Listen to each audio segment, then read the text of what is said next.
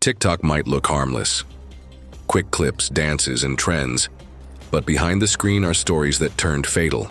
Today, we're uncovering 6 TikTok deaths that prove chasing views can cost your life. It was March 12, 2019, on the outskirts of Bhopal, India. The sun had set an hour earlier, leaving the fields around the railway crossing in dim light, punctuated only by the faint glow of the town in the distance. A few boys lingered by the tracks, restless and laughing, the kind of nervous energy that hides unease. The steel rails hummed faintly, signaling the approach of something massive. By morning, one family's life would be permanently altered. Arjun Mehra was 17, a first-year college student who never stood out in class. His grades were average, his attendance spotty, and he was known mostly for tagging along with louder friends. Reserved by nature, he had found a small sense of belonging on TikTok, where he uploaded shaky videos of dares and antics that drew a few hundred views from peers. He wasn't chasing fame, just recognition in a life that felt otherwise invisible. To his friends, he was the one who could be goaded into going further, testing how close he could get to danger without flinching. Railway tracks outside the city had become a popular backdrop for these dares. India's rail network, among the busiest in the world, saw passenger trains hurtle by at speeds that left little margin for error. The sheer mass of a train created strong suction, capable of pulling a person off balance. Local authorities had long warned against loitering near tracks, but enforcement was thin. For boys like Arjun and his friends, the tracks weren't just dangerous, they were a stage, a place to prove themselves under the cover of darkness. That evening, the plan was simple: film themselves standing as close as possible to the passing train, posting the clip later with a caption about bravery. It wasn't new, others had done the same, but the unspoken rule was to outdo the last attempt. When they reached the crossing, one boy took out his phone, holding it steady as the group positioned themselves. The distant horn of the train echoed through the night. One friend muttered that they were already too close, but Arjun scoffed, stepping forward until his toes nearly touched the gravel shoulder. The others shouted at him to hold back, but he only grinned. The ground began to shake, the low rumble swelling into a roar. The headlight beam grew larger, flooding the tracks with blinding light. Arjun tilted his chin toward the phone, as though daring the machine itself. His friends, just behind him, shifted nervously. One shouted again for him to move, voice cracking with panic. The train bore down at full speed, a wall of steel and sound. At the last second, the force struck. Witnesses later said it looked as if the air itself had ripped him from where he stood. The edge of the train caught his arm and shoulder, snapping bone with a crack that carried even over the roar. He spun violently, slammed against the side of the speeding car, and was sucked down into the gap. The wheels tore through him with a grinding thud, shredding his body against the ballast in a spray of blood and fragments. His friends screamed, stumbling back as the phone slipped from one boy's hand, still recording the blur of steel rushing past. When the final carriage vanished into the dark, the sudden silence was filled only by gasps, sobs, and the sight of what had been left behind on the tracks. Police arrived after a frantic call from nearby residents. They recovered the phone, its screen cracked, but still playing the final moments. The footage circulated briefly before authorities pressured social media platforms to suppress it. At Arjun's funeral, held quietly the following day, relatives wept but said little publicly. Among friends, guilt hung heavy. They admitted they had egged him on, each one pushing the dare further until the line had been crossed. The Railway Protection Force issued a new warning against filming near tracks, placing additional guards at busy crossings. It was July 22, 2018, in downtown Chicago. The summer air hung heavy and humid, the kind that stuck to skin and left everything slick. Inside an 11th floor apartment, 4 teenagers crowded into a living room, music pulsing from a phone speaker. What began as harmless fun would end with a tragedy that unfolded too quickly to stop. Kimberly Reyes was 14, a sophomore from Cicero who rarely drew attention to herself. A quiet student, she preferred listening over talking, though she was known among friends for her love of dance.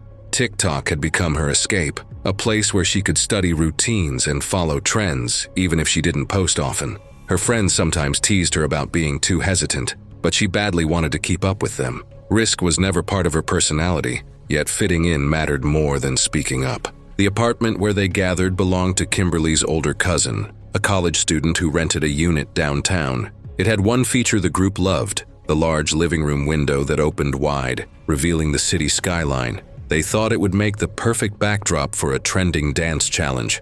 The window had no guard, just a painted wooden frame and a ledge that was never meant to be stood near.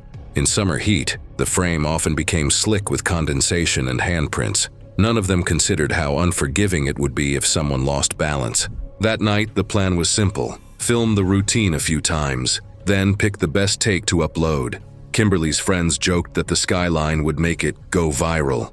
A warning might have come from the building itself. Chicago required safety guards in many high-rise units, but this apartment had none, and no one questioned it. When they set up near the opening, Kimberly hesitated, whispering that it felt too close. Her cousin brushed it off, saying she could hold the frame.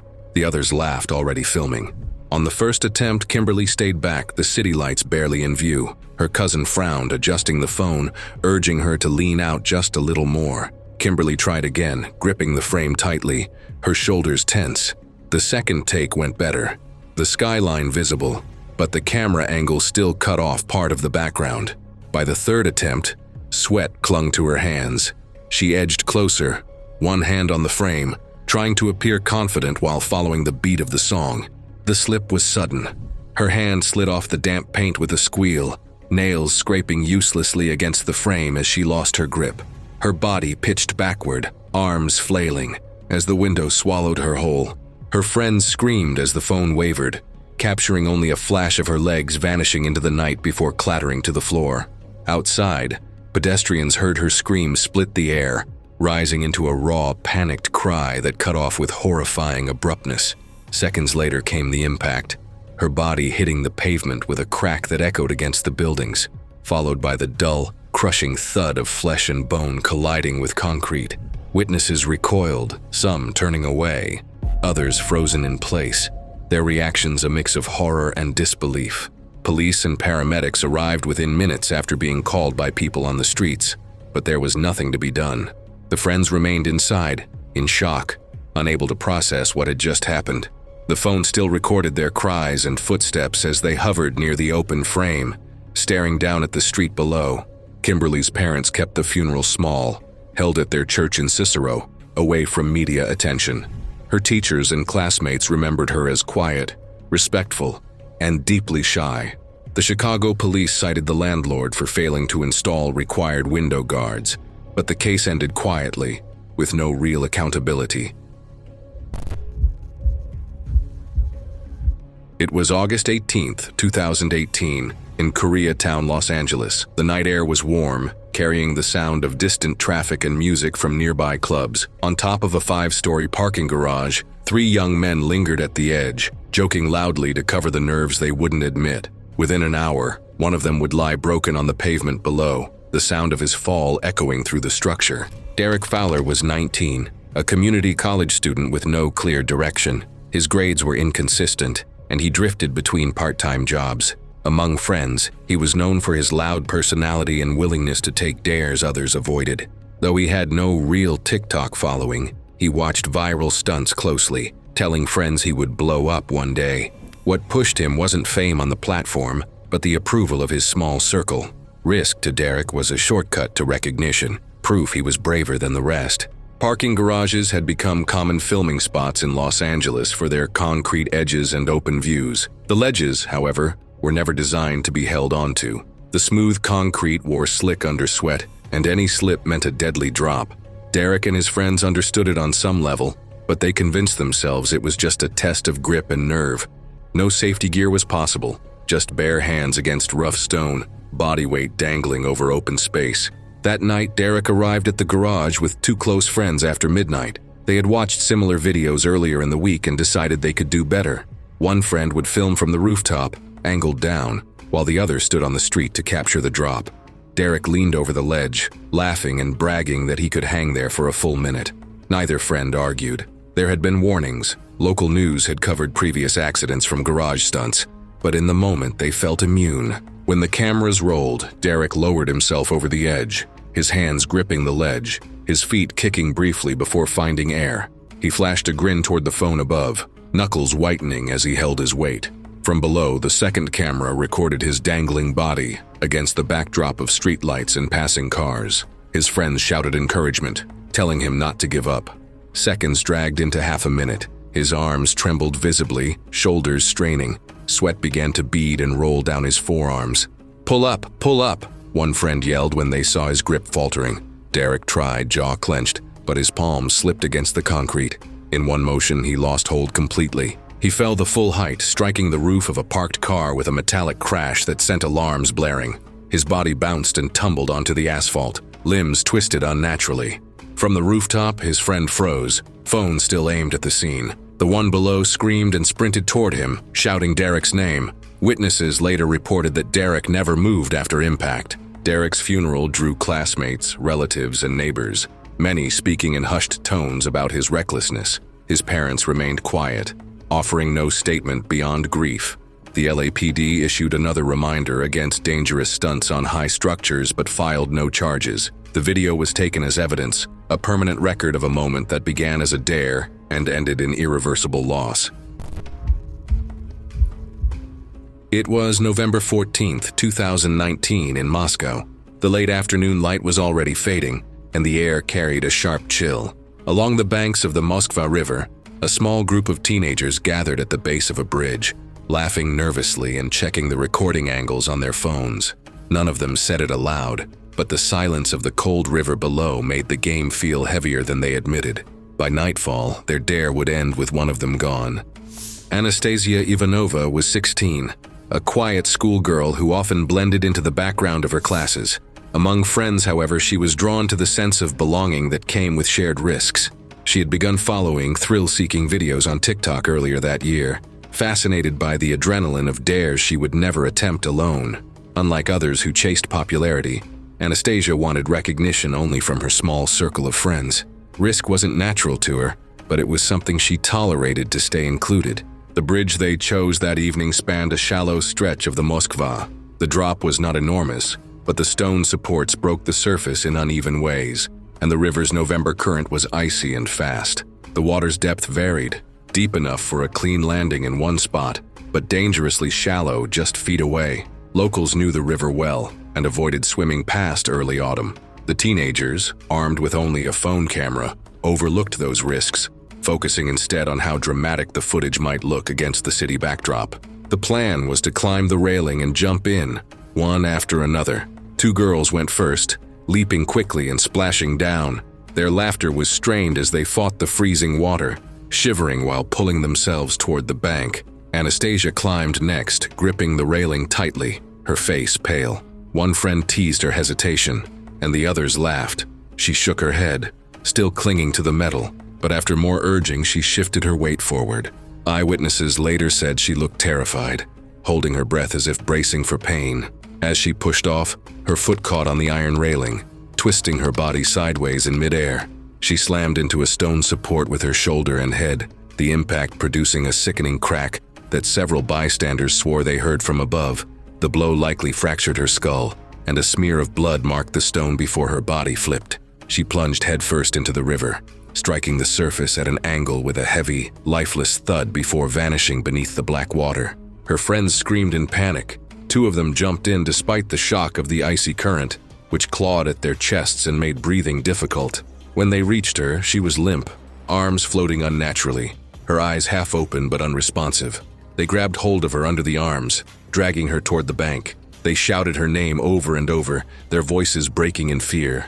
Witnesses on shore pointed to the red stain spreading in the water and ran to call emergency services. Paramedics arrived minutes later, hauling her onto the embankment. Her skin was pale, lips already turning blue from the cold, and blood ran freely from the gash in her scalp. They began chest compressions and tried to ventilate her, but she showed no response. The wound on her head continued to seep as they worked, pooling beneath her on the concrete.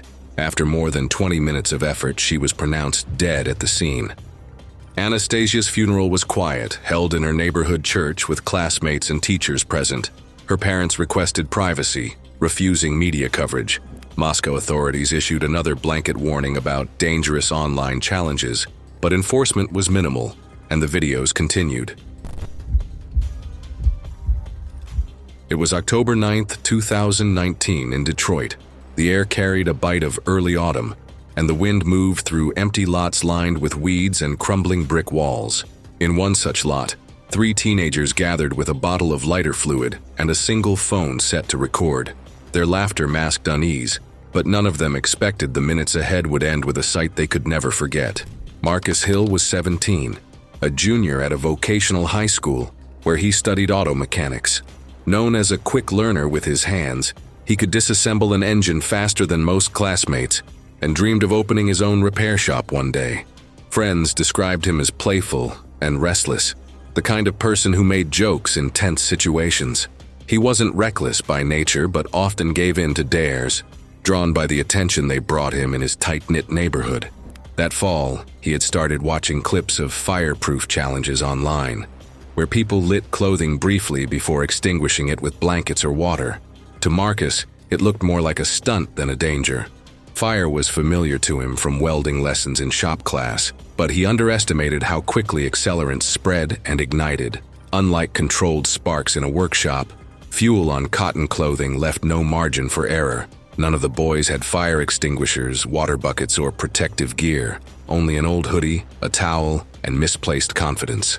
That evening, Marcus and his friends sneaked into the abandoned lot after dinner. They had one phone to film, hoping to post the clip later. The plan was simple: pour lighter fluid on Marcus's hoodie, spark a flame, then quickly smother it with the towel. One friend hesitated, saying it looked worse than the online videos, but Marcus brushed him off, grinning. He volunteered to go first, insisting it would be quick. They positioned the phone on a ledge, recording as Marcus stood in the gravel clearing. He soaked the sleeves of his hoodie until the fabric dripped, the acrid smell filling the air. His friends laughed nervously, voices unsteady. When the lighter flicked, fire erupted instantly, racing up both arms in a flash of orange. Marcus shouted in shock, his grin vanishing as he slapped at the flames. The towel was too small, and the fire spread across his chest and back within seconds. He screamed, stumbling as the heat consumed him. His friends panicked, one frozen in place, the other trying to smother the flames but only fanning them. Marcus clawed at his hoodie, but the fabric had fused to his skin. He dropped to the ground, rolling on the gravel, the smell of burning cloth and flesh spreading through the lot. Neighbors in nearby houses heard the screams and called 911. By the time firefighters arrived, the flames had been put out with jackets and dirt, but Marcus had suffered catastrophic burns. His skin was charred and peeling, clothing melted into his body. He was unresponsive, his 2 friends trembling beside him, the phone still recording until a firefighter shut it off. Marcus was rushed to the hospital, but pronounced dead within hours. His funeral drew classmates, teachers, and shop instructors, many shaken by how ordinary curiosity had led to disaster. His family requested privacy, refusing media interviews. Detroit police responded by launching a community outreach program in schools, warning teenagers about viral fire stunts. They stressed that Marcus's death was preventable, but the lesson came too late for him. It was December 3rd, 2018, in Brisbane, Australia. The air was thick with summer heat, and cicadas hummed in the trees lining the neighborhood streets. At a public pool, locked for the evening, a group of teenagers slipped in through a broken fence, their laughter echoing off the water's surface. For them, it was just another night of dares and phone cameras. For one boy, it would become his last attempt to belong. Ethan Clark was 14, the youngest of 3 siblings. His older brother excelled at rugby, his sister in academics, and Ethan often felt invisible in comparison. He was quiet in school, rarely the center of attention, but TikTok gave him a chance to join in on challenges that made him feel included. His friends knew he wasn't reckless, just eager to prove he could match them. Risk wasn't his nature, but the pressure of group dares pushed him into situations he wouldn't face alone. The pool was an ordinary community facility, with a shallow end for children and a deep section over 2 meters. By day it was supervised, but at night it was abandoned. No lifeguards, no staff, just still water reflecting the lights of passing cars. The teenagers came with nothing more than a phone camera. The hold your breath challenge they had seen online looked simple. Submerge, hold as long as possible, surface to brag. What they didn't grasp was the danger of shallow water blackout, where the brain shuts down before the body signals it needs air. That night, 4 of Ethan's classmates took turns diving in, timing each other with exaggerated countdowns. The camera caught them surfacing with dramatic gasps, laughing as they slapped the water. One boy managed 45 seconds, another just over 50. When Ethan's turn came, he grinned nervously and announced he would beat them all. His friends cheered, one joking that he was finally going to win something. Ethan slipped under, tucking his legs and pressing off the pool floor. Bubbles rose at first, then slowed as he settled near the bottom. His friends counted aloud, voices echoing in the empty pool. At 40 seconds, Ethan jerked slightly, his arms twitching. The group laughed, assuming he was showing off. By the 1-minute mark, a friend shouted that that's enough, telling him to come up, but Ethan didn't move. The laughter died. 2 boys jumped in, dragging his limp body to the surface. Water and froth spilled from his mouth as they slapped his cheeks and screamed his name. One tried chest compressions, the other fumbled with the phone, torn between calling or filming. A passerby outside the fence heard the shouting, rushed in, and called emergency services. Paramedics arrived minutes later and continued CPR as he was rushed to hospital. But despite extended efforts, Ethan was pronounced dead shortly after arrival. Brisbane authorities repaired the pool fence within days and issued stern reminders to schools about the risks of unsupervised online challenges. The warning was clear, but for Ethan, it should have came sooner. His funeral was small, held at his family's church. Teachers and classmates attended quietly, his parents asking reporters to stay away. Thanks for watching. If these stories of peer pressure, naivety, and death entertained you, click here for more.